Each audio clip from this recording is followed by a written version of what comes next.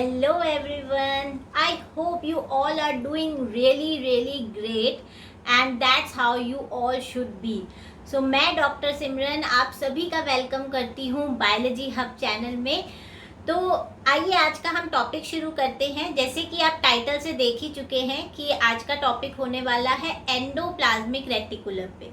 जैसे कि हमने अपनी पिछली वीडियो में मैंने आपसे डिस्कस किया था अबाउट माइटोकॉन्ड्रिया। अगर आपने अभी तक वो वीडियो नहीं देखी है तो कोई बात नहीं, मैं उसका लिंक डिस्क्रिप्शन बॉक्स में दे दूंगी, आप प्लीज जाइए और जाके उसको जरूर देखिए। तो आइए हम अब शुरू करते हैं आज का टॉपिक, जो कि है आपका एंडोप्लाज्मिक रेटिकुलम। ठीक है, लास्ट टाइम हमने माइटोकॉन्ड्रिया के बारे में डिस्कस किया, जो कि है क्या है आपका powerhouse of the cell, क्योंकि वो क्या बनाता है एटीपी यानी कि एडिनोसाइन ट्राइफॉस्फेट। तो आज हम बात कर रहे हैं एक और इम्पॉर्टेंट ऑर्गेनेली की, जो है आपका एंडोप्लाज्मिक रेटिकुलम। अब एंडोप्लाज्मिक रेटिकुलम, सबसे पहला सवाल कि प्रेजेंट कहाँ होता है, वेयर इज इट प्रेजेंट। तो अब आप देख सकते हैं कि ये जो है ये आपकी न्यूक्लियस है। ठीक है, तो एंडोप्लाज्मिक रेटिकुलम जो है वो न्यूक्लियस की कंटिन्यूएशन में चलता है। ठीक है, तो जो एंडोप्लाज्मिक रेटिकुलम है वो आपके न्यूक्लियस की कंटिन्यूएशन में चलता है। तो ये आपका न्यूक्लियस है, न्यूक्लियर मेम्ब्रेन है, इसी की कंटिन्यूएशन में आपका एंडोप्लाज्मिक रेटिकुलम शुरू हो जाता है। ठीक है, अब आप ये सोच रहे होंगे कि ये ब्लू डॉट्स क्या है। देखिए, जब भी हम एंडोप्लाज्मिक रेटिकुलम की बात करते हैं तो एंडोप्लाज्मिक रेटिकुलम जो है वो आपके टू टाइप्स के हैं। Type of endoplasmic reticulum, there are two types, that is rough endoplasmic reticulum and smooth endoplasmic reticulum. वैसे एक और तरीके का भी ईआर होता है, लेकिन वो हम बाद में डिस्कस करेंगे, उसके लिए आप पूरी वीडियो एंड तक देखिए। तो अब आपका क्या है, एंडोप्लाज्मिक रेटिकुलम के दो मेजर टाइप्स है, rough endoplasmic reticulum and smooth endoplasmic reticulum. अब देखिए, जो एंडोप्लाज्मिक रेटिकुलम जहां पे आपके राइबोसोम्स प्रेजेंट होते हैं वो हो जाता है रफ एंडोप्लाज्मिक रेटिकुलम। तो जहां जहां आप ये राइबोसोम यानी ब्लू डॉट्स देख रहे हैं वो सब आपका रफ एंडोप्लाज्मिक रेटिकुलम है।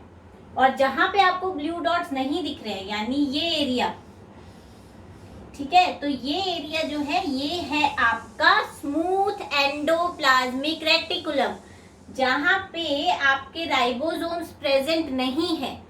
फिर से सुनिए, जहां पे आपके राइबोसोम्स प्रेजेंट नहीं है वो है आपका स्मूथ एंडोप्लाज्मिक रेटिकुलम, एंड जहां पे आपके राइबोसोम्स प्रेजेंट है वो है आपका रफ एंडोप्लाज्मिक रेटिकुलम। ठीक है, अब आप देखिए, अब ये जो आपको ये जो स्ट्रक्चर दिख रहे हैं इस तरीके के, इनको हम क्या बोलते हैं, इनको हम बोलते हैं क्रिस्टी। ठीक है, एंड जो राइबोसोम्स आपके प्रेजेंट होते हैं वो ईआर पे होते हैं, that makes it rough endoplasmic reticulum. अब राइबोसोम का क्या फंक्शन होता है अभी हम बस थोड़ी सी देर में डिस्कस करने वाले हैं। एक बार थोड़ा स्ट्रक्चर को अच्छे से समझ लेते हैं। तो आपका इतना समझ आ गया कि आपका न्यूक्लियस है, न्यूक्लियस की कंटिन्यूएशन में आपका एंडोप्लाज्मिक रेटिकुलम चल रहा है। जहां पे राइबोसोम प्रेजेंट है वो रफ एंडोप्लाज्मिक रेटिकुलम है, जहां पे राइबोसोम प्रेजेंट नहीं है वो स्मूथ एंडोप्लाज्मिक रेटिकुलम है।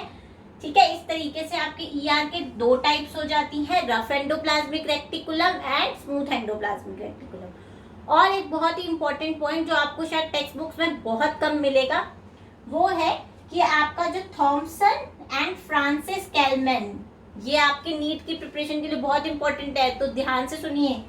तो थॉमसन एंड फ्रांसिस कॉलमैन ने 1950 में आपके इसको नाम दिया था एंडोप्लाज्मिक रेटिकुलम, और ये आपका जो डिस्कवर हुआ था इसका स्ट्रक्चर जो है वो 1945 में ही आ गया था। जो इसका आपका जो सेलुलर स्टडी है जिससे आपका इसकी मॉर्फोलॉजी का पता चला था वो आपका 1945 में आ गया था, लेकिन जो एक्चुअल इसका नाम पड़ा था वो इन दो साइंटिस्ट ने मिलके 1950 में दिया था। ठीक है, चलिए अब हम बात करते हैं function of endoplasmic reticulum, which is very important. ठीक है, तो इसके लिए मैं आपको तीन चार चीजें, दो चार शब्द बताऊंगी जो आपको याद रखने हैं। अगर आपने वो शब्द याद रख लिए ना तो आप फंक्शन कभी भूल ही नहीं पाएंगे एंडोप्लाज्मिक रेक्टिकुलम का। तो क्या फंक्शन है आपका एंडोप्लाज्मिक रेक्टिकुलम का? तो फंक्शन जो है, देखिए, सबसे पहले आपको याद रखना है एस, ठीक है, फिर आपको याद रखना है टी, ठीक है, आपको सबसे पहले याद रखना है एस, फिर आपको याद रखना है टी। तो एस का मतलब क्या हुआ? एस का मतलब है सिंथेसिस। टी का क्या मतलब है? ट्रांसपोर्ट। तो मेन क्या काम हुआ आपका एंडोप्लाज्मिक रेक्टिकुलम का? एंडोप्लाज्मिक रेक्टिकुलम का मेन काम है सिंथेसिस। सिंथेसिस किसकी? प्रोटीन्स की, ठीक है। जितने भी प्रोटीन सेल के बनते हैं, चाहे वो माइटोकॉन्ड्रिया में जाना हो, चाहे वो एंडोप्लाज्मिक रेक्टिकुलम में ही क्यों ना रहना हो, चाहे उसे न्यूक्लियस में जाना हो, चाहे उसे मेम्ब्रेन में जाना हो, चाहे उसे आपका सेल से बाहर जाना हो, वो सब इनकोड कहाँ होगा, कहाँ बनेगा? वो सब आपका एंडोप्लाज्मिक रेक्टिकुलम में ही सिंथेसिस होगी। तो S for synthesis, T for transport, यानी बन गया, उसके बाद उसको भेजने का काम भी एंडोप्लाज्मिक रेक्टिकुलम करेगा, ठीक है। और वो कैसे भेजता है? जैसे कि आपका प्रोटीन है, हर प्रोटीन के पास कुछ सीक्वेंसेस होते हैं, कुछ स्पेशल सीक्वेंसेस होते हैं जिनको हम बोलते हैं सिग्नल सीक्वेंसेस। क्या बोलते हैं? Signal sequences.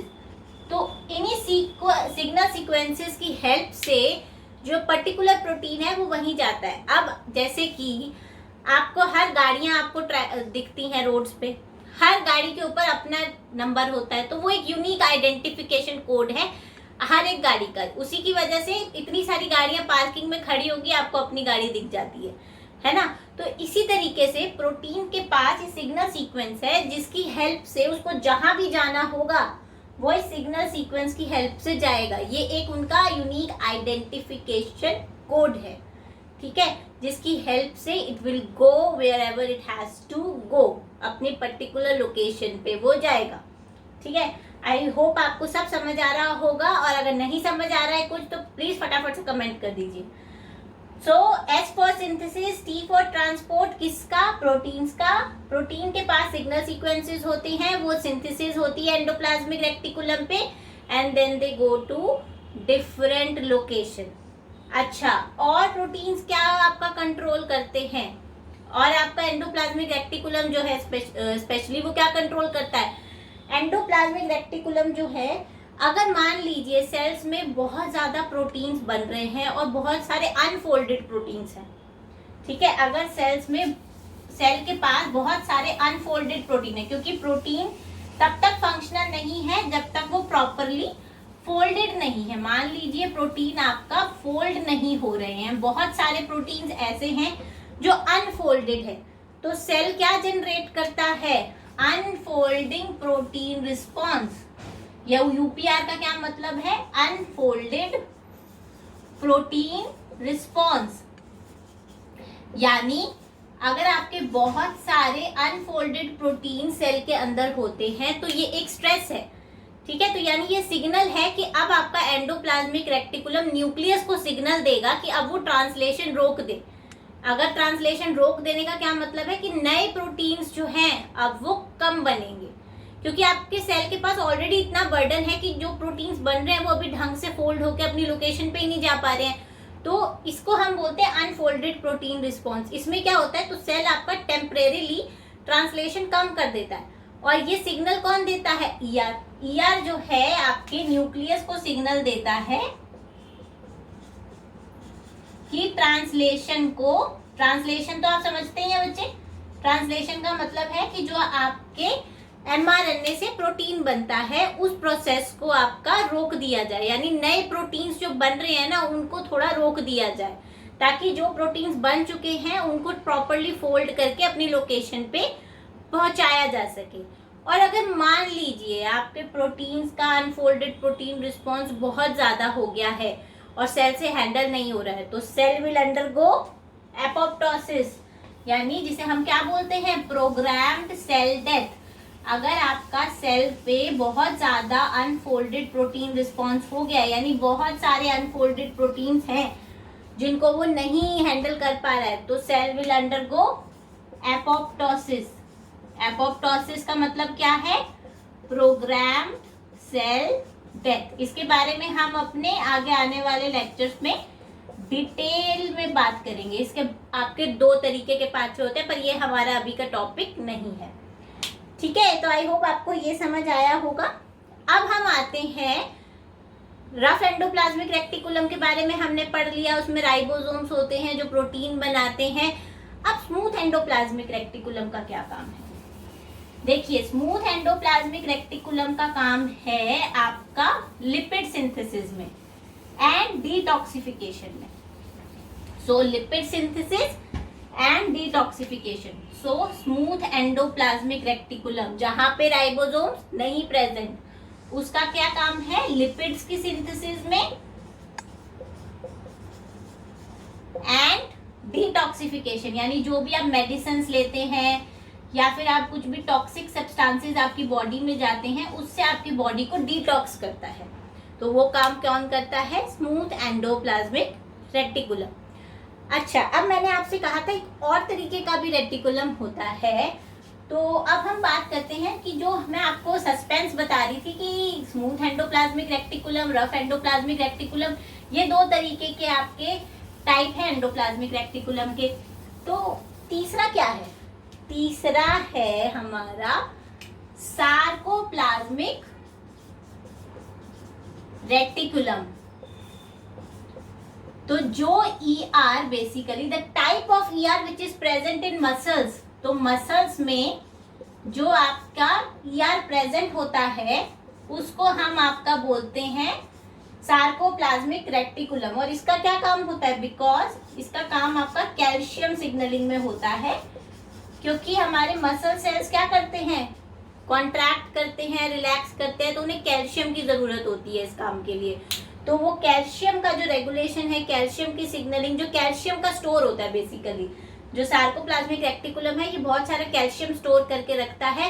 एंड देन जब कैल्शियम रिलीज होता है तो आपका कॉन्ट्रैक्शन एंड रिलैक्सेशन शुरू होता है। सो सार्कोप्लाज्मिक रेक्टिकुलम जो है वो मसल्स में प्रेजेंट होता है। तो it is the type of ER जो कि आपका मसल्स में प्रेजेंट है, बट इसका फंक्शन क्या है?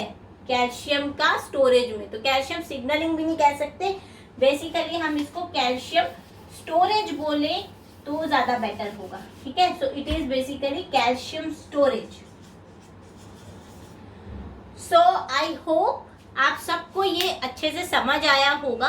और अगर आपको कहीं पे भी कुछ तकलीफ हो या आपका कोई ऐसा स्पेशल टॉपिक हो जो आप चाहते हैं मैं ले, तो प्लीज आप मेरे को ईमेल आईडी पे या आप कमेंट के जरिए बता सकते हैं। तो आई होप आप प्लीज मेरे को सपोर्ट करेंगे। एंड प्लीज अगर आपने अभी तक चैनल को सब्सक्राइब नहीं किया है तो फटाफट जाके सब्सक्राइब करिए। जो आपका लाइक बटन है उसे दबाइए, जो घंटी दिख रही है उसको भी दबाइए। अरे क्या जाता है यार, सिर्फ घंटी तो दबानी है, लाइक दबाना है, सब्सक्राइब करना है, और मैं आपके लिए ऐसी वीडियोस लेकर आती रहूंगी। ठीक है, तो विद दिस अब हम मिलते हैं अपनी अगली वीडियो में। Bye bye and take care.